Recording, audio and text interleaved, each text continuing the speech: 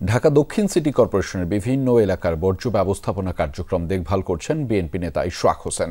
একই সঙ্গে তিনি পোস্তাসহ পুরান ঢাকার বিভিন্ন এলাকায় চামড়া বিক্রি কার্যক্রমও ঘুরে দেখেন। জানান, বর্জ্য ব্যবস্থাপনায় সরকারের আরও সক্রিয় ভূমিকা রাখা দরকার। তিনি বলেন, চামড়া শিল্প নগরী তৈরি করা হয়েছে, কিন্তু কারিগরি ত্রুটির কারণে এখন তা অচল। এতে পরিবেশ দূষণ হচ্ছে। টেকসই চামড়া খাতের জন্য আরও উদ্যোগ নেবার প্রয়োজন রয়েছে। এক্ষেত্রে বিএনপি ক্ষমতায় গেলে গুরুত্ব সহকারে বিষয়টি বিবেচনা করা হবে।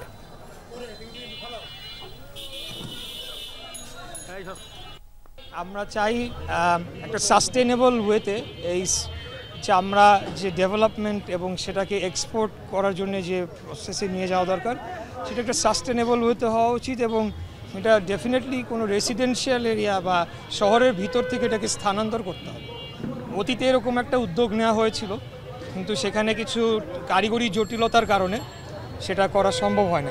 তা আমরা যদি আগামীতে সরকারে রাষ্ট্র ক্ষমতায় আসি, বাংলাদেশ জাতীয়তাবাদী দল বিএনপি, আমরা অবশ্যই এটাকে প্রায়োরিটি দিয়ে এটাকে সলভ করব, যাতে করে চামড়া ব্যবসায়ীদের জন্য সুবিধা হয়।